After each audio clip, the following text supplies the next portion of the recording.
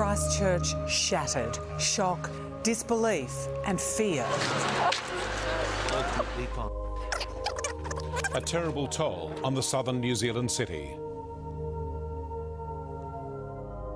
It has been New Zealand's darkest day. At least 65 people are dead, many more injured. The magnitude 6.3 quake struck in the heart of the city of Christchurch in the middle of the lunch hour at 9 to 1. Tonight, scores of people remain trapped in collapsed buildings, some of which are on fire. Damien Ryan begins our coverage. Dazed and bloodied, they emerge from the rubble of a quake that took less than a minute to destroy a city. From the air, an awful view. High-rise buildings buckled, broken, and a race to find survivors inside. We know there are people trapped in there. Cameras caught the moment. Christchurch crumpled. It's a live earthquake. This giant rock has just fallen on the RSA building. It's terrifying.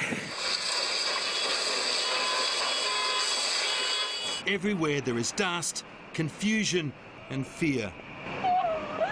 The building beside us toppled and a couple down the street actually toppled as well, so we were very lucky. It just came and we couldn't get out. It all collapsed and all the doors were shut. We had to smash the window out. Street upon streets of crushed cars, buckled footpaths, fallen masonry, entire buildings reduced to piles of bricks. Just move them out of this high danger area. Rescue workers frantically dig at the rubble. They try to get to the cars, but it's hopeless. No one can be alive under this. This building comes down, you got no chance. Can you all go back there, please? And the danger is far from over. Here, survivors scatter as more masonry tumbles around them. Smoke billows from some buildings. For many hours, fire and explosions from ruptured gas mains would remain a real risk. Sewage flows from shattered pipes, here forming a sinister-looking whirlpool. It's the Pine Gold building. At the Pine Gould Guinness building, a delicate and dangerous rescue gets underway. This woman is trapped on top of the wreckage. Step by step, a fireman guides her down. Safe in the embrace of colleagues, her face tells the story.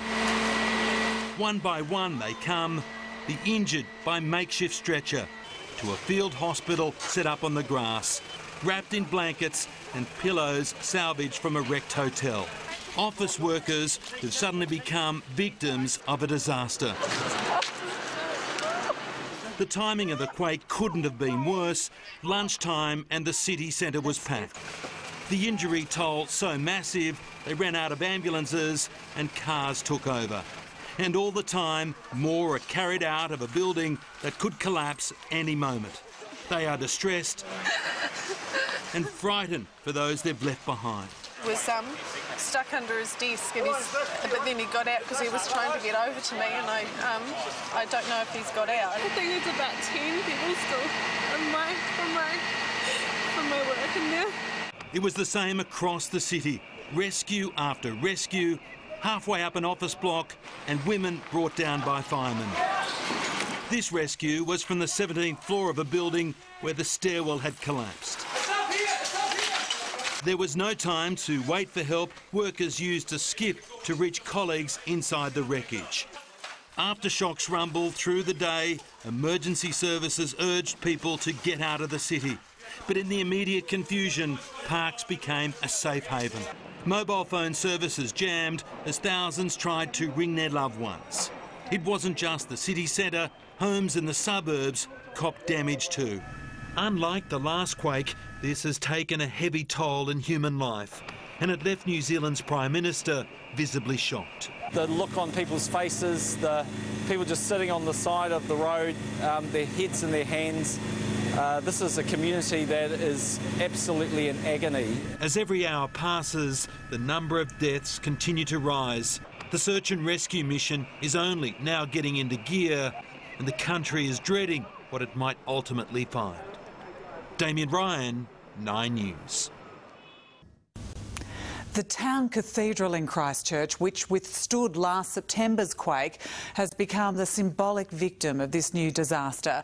A large part of the 63-metre high, 150-year-old structure was reduced to rubble, and much of the town's spirit came down with it. This is the treasured heart of Christchurch, the 150-year-old Anglican cathedral, or what's left of it. So we've just had another aftershock about 5 minutes after the big quake, and there is someone trapped up in the glass there. They're just sitting out of the window. Hopefully they're okay. Look at this. Look at this, and I'm sure there's some people under there. It's just huge. It is huge, and the buildings are buildings. The really important thing are the people. The great cathedral was unscathed by last September's quake, standing proud among those ruins. It became a symbol of the city's determination to survive whatever nature threw at it. Not this time. People just falling on me.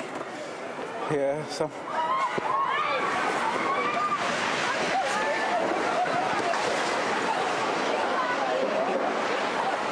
The cathedral is a significant tourist attraction, people constantly climbing the tower for the view.